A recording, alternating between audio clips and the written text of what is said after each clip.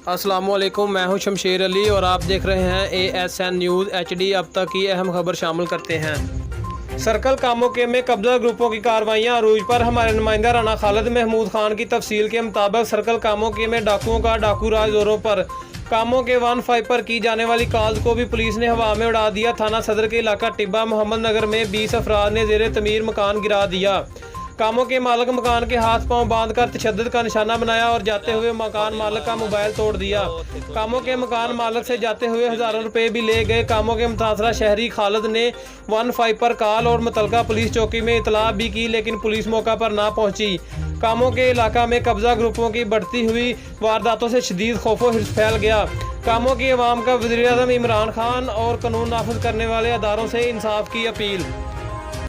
Sir मैं सुता था रात इत्थे 1 बजे 1 ਦਾ टाइम ही तो 20-25 बंदे आ गए ने ते आंदियां सारी मैं जाली भी ला के सुता ते मैनू कुट्टन डै पे ने। मेरा मूँह उन्हें बलेट लिया, बलेट के ते मैनू चंगा मारिया ने। मेरा मोबाइल भी तोड़ दिता ने।